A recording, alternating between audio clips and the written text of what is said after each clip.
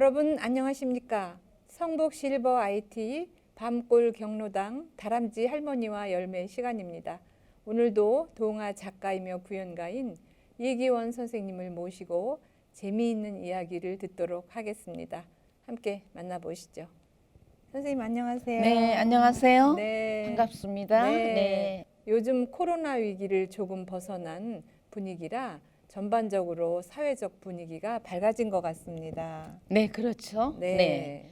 이럴 때일수록 각자 위생 수칙을 잘 지켜서 네. 모두 다 마스크를 벗는 날이 빨리 왔으면 좋겠어요. 네, 그렇죠. 네. 오늘은 어떤 이야기를 준비하셨나요? 네, 오늘부터는요. 네. 삼국유사 이야기를 시리즈로 들려드리려고 합니다. 네. 그 삼국유사면 그 고려 시대에 그 일현 스님이 쓰신 민족문화사 이야기가 맞나요? 네, 그렇습니다. 네. 삼국 시대에 그 민간에 전승되어서 내려오던 네. 여러 가지 설화와 그리고 민속 자료를 모아놓은 그런 자료죠. 네. 그래서 민족의 뿌리를 알려주는 이야기가 많습니다. 네. 그럼 오늘 이야기는 그 중에 어떤 이야기인가요? 네, 올해는 네. 호랑이 해라. 네. 제가 그 호랑이 처녀를 사랑한 김현의 이야기를 네. 들려드리겠습니다. 네. 네. 시청자 여러분, 우리 함께 삼국시대 신라 속으로 들어가서 옛 이야기를 들어볼까요? 네, 호랑이 처녀를 사랑한 김현. 옛날에 신라 때는요 절이 많았죠. 네. 절 앞에는 뭐가 있었어요? 탑이 많았죠. 네, 이런 탑이 많았죠. 네. 자, 그럼 함께 들어보세요. 네. 신라 때 탑돌이라는 풍습이 있었어요. 탑돌이는 절 앞에 서 있는 그런 탑을 돌면서 소원을 비는 일이었죠. 신라 제 38대 원성왕 때 일이에요. 흥룡사에 사람들이 모여서 탑돌이를 하고 있었어요. 많은 사람들이 아침부터 두 손을 모으고 탑둘레를 돌면서 소원을 빌었지요. 숲속에서 호랑이 한 마리가 그 모습을 바라보고 눈물을 글썽이면서 중얼거렸어요. 나도 사람이 되고 싶다. 저렇게 아름다운 사람이 되어서 나도 사람들 속에서 살고 싶다. 나도 사람이 되고 싶어. 밤이 깊어지자 탑돌이를 하던 사람들이 모두 집으로 돌아갔어요. 그런데 화랑인 김현이는 나라를 위해서 쉬지 않고 탑을 돌고 있었죠. 자정이 막 지났을 때였어요. 자, 모두 다 집으로 돌아갔는데 어디서 나타났는지 아주 예쁜 처녀가 두 손을 모으고 고개를 숙인 채 김현이의 뒤를 따라서 탑돌이를 시작했어요. 탑돌이를 하던 김현은 등 뒤에서 발자국 소리가 다 들리자 고개를 돌려보았어요. 아니, 저렇게 아름다운 처녀가 너무 예쁘네. 처녀의 모습이 너무나 아름다워 마치 선녀를 보는 듯 했죠. 김현은 보면 볼수록 처녀가 너무 마음에 들었어요. 내 이름은 현이고 성씨는 김인 화랑이요. 우리가 이렇게 만난 것도 인연이니 함께 이야기라도 나누고 싶소. 아가씨 생각은 어떻소? 김현은 떨렸지만 용기 있게 말했어요. 김현과 처녀는 시간 가는 줄 모르고 다정하게 이야기를 나누었죠. 이제 집으로 가야 돼요. 처녀가 돌아서자 김현이가 뒤를 따라갔어요. 여기서 헤어져요. 안 돼요. 길이 어두우니 내가 집까지 데려다 주겠어. 안 돼요. 어서 가세요. 괜찮아요. 저 혼자 가겠어요. 안 됩니다. 이제 제발 그만 따라오세요. 처녀는 자꾸만 김현을 떼어버리려고 했어요. 내 어찌 그대의 집을 모른 채 그냥 돌아갈 수 있단 말이오. 난 처자와 혼인을 하고 싶소. 김현은 고집을 피우며 처녀의 집까지 따라갔어요. 처녀는 산길속에 있는 아주 초라한 초가집 앞에 멈추었어요. 이제 그만 들어가세요. 제발 부탁이에요. 처녀는 간절히 말했어요. 여기까지 왔는데 부모님을 뵙고 가겠소. 그때 처녀의 늙은 어머니가 문을 열고 나와서 물었어요. 아니, 함께 온 저 젊은이는 누구냐? 탑돌이를 하다가 만난 분이에요. 어머니, 안녕하세요. 김연이 집 안으로 들어섰어요. 이렇게 만난 것이 인연이라. 둘이 만난 것은 좋긴 좋지만 이런 일이 없었으면 더 좋았을 텐데. 하지만 엎질러진 일이니 뭐 어떻게 할 수 없구나. 어서 저 젊은이를 저 골방에 숨겨주어라. 네 오라버니들이 올 때가 되었어. 해칠까 봐 두렵구나. 처녀의 어머니는 한숨을 쉬면서 숨으라고 말했어요.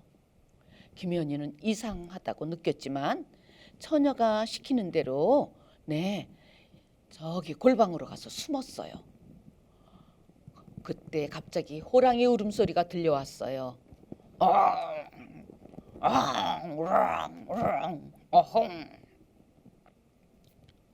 곧 호랑이 3마리가 으르렁거리며 집 안으로 들어왔어요. 컹컹컹 컹컹. 집안에서 사람 냄새가 나는구나. 으르렁 쿵쿵쿵. 헤헤, 먹을 것이 생긴 모양이군. 허허허허. 그렇지 않아도 배가 고픈데 잘 됐어. 흥흥흥. 호랑이들은 코를 벌렁거리면서 떠들어댔어요. 오라버니들 무슨 냄새가 난다고 그러세요? 무슨 사람 냄새가 난다고 그러세요? 처녀의 말에 어머니도 거들었어요. 얘들아, 너희들 코가 이상한 모양이구나. 무슨 사람 냄새가 난다고 야단들이냐? 그래도 이상하게 호랑이 냄새가 나는데? 아니, 오라버니라고? 그럼 저 처녀도 호랑이? 김연은 새파랗게 찔려 숨도 제대로 쉴 수가 없었어요. 그때 하늘에서 외치는 소리가 들렸어요. 신령님 같은 아주 큰 하얀 이런 분이 나타났어요. 너희들은 산 목숨을 해치는 그런 나쁜 짓을 하려고 하느냐? 나쁜 짓을 못하게 너희들에게 벌을 내려야겠구나. 너희 셋 중에서 하나는 죽어서 본보기를 삼아야 되겠다. 호랑이들은 부들부들 떨었어요. 용서해 주세요. 아니 되느니라. 셋 중에 하나는 죽어야 하느니라. 그러자 처녀가 나서면서 말했어요. 용서해 주세요. 저희 오라버니들을 용서해 주세요. 벌은 제가 대신 받겠습니다. 그럼 내가 대신 벌을 받아라. 처녀의 말에 호랑이들은 놀라서 눈이 휘둥그레졌어요. 오라버니, 어서 여기를 빨리 떠나세요. 어서 저 산속으로 들어가세요. 미안하구나. 어흥. 호랑이 3마리는 숲속으로 도망갔어요. 호랑이들이 숲속으로 사라지자 처녀가 말했어요. 어서 골방에서 나오세요. 이제 낭구님께 솔직히 말씀드리겠어요. 이제 다 알게 되셨잖아요. 사실 저는 사람이 아니고 호랑이랍니다. 하지만 오늘 밤 낭구님과 만난 이런 소중한 인연을 맺었으니 저도 그 은혜를 갚고 싶습니다. 그게 무슨 말이요? 저는 오라버니들을 대신해서 벌을 받기로 했습니다. 저는 죽을 목숨입니다. 제가 내일 성 안으로 들어가 사람들을 해치면 나라에서 높은 자리를 벼슬자리를 걸고 저를 잡으라고 할 것입니다. 그러면 낭구님은 성 북쪽 숲으로 오셔서 저를 죽여주십시오. 그럴 순 없어. 그대가 비록 사람은 아니지만 하늘의 뜻을 어찌 높은 벼슬을 얻기 위해서 그런 일을 하겠소. 낭구님, 저의 죽음은 이미 하늘이 정한 일이며 낭구님의 손에 죽는 것이 저의 소원입니다. 다만 제가 죽거든 저를 한 채 지어주셔서 명복을 빌어주세요. 김연은 더 이상 거절할 수가 없었어요. 아, 어쩔 수 없지. 알겠소. 그럼 하겠소. 다음 날이었어요.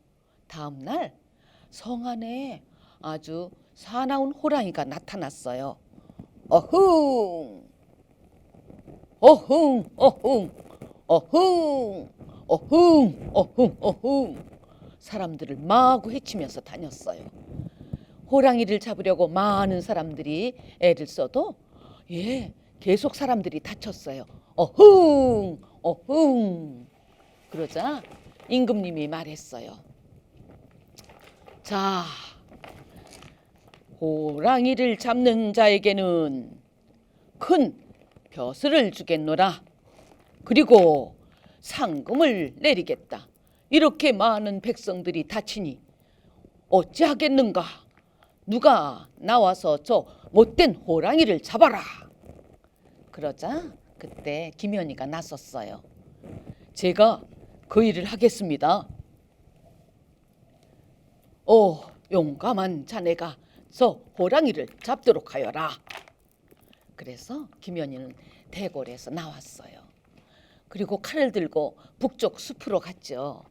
네, 그곳에 가니까 약속한 대로 그 처녀 호랑이가 있었어요. 낭구님, 저는 이미 죽을 목숨입니다. 부디 저를 잊지 말아 주십시오. 그리고 제 발톱에 상처를 입은 사람들은 흑룡사에 간장을 바른 뒤 그 절의 나팔 소리를 들으면 나을 것입니다. 자, 어서 저를 죽여주십시오. 하지만 김연희는 죽일 수가 없었어요.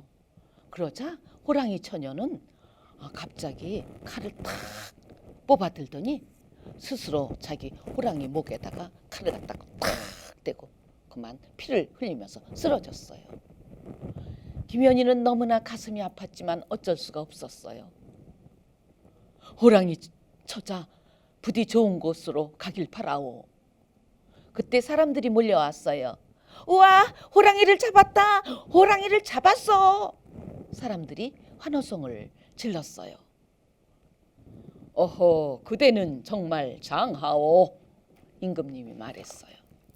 그대의 용기가 대단하오. 자네에게 높은 벼슬을 주겠소.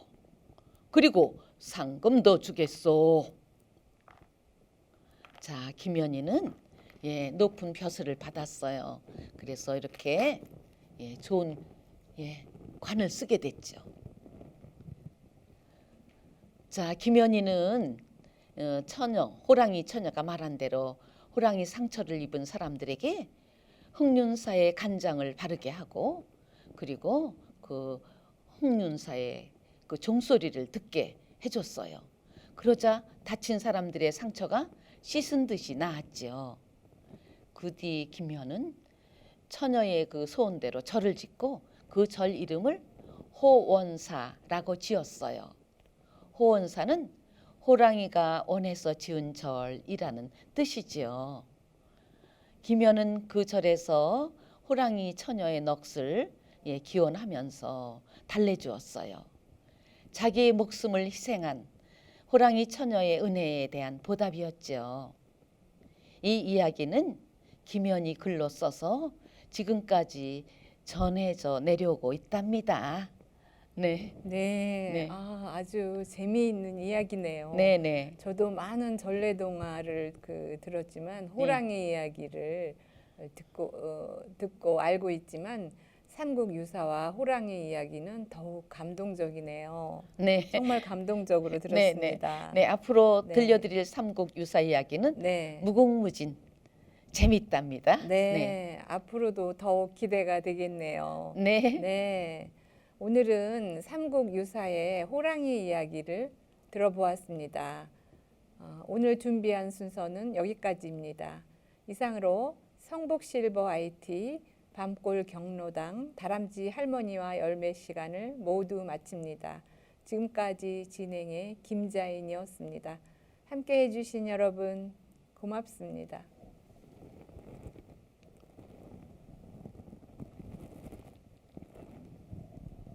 애쓰셨어요, 선생님?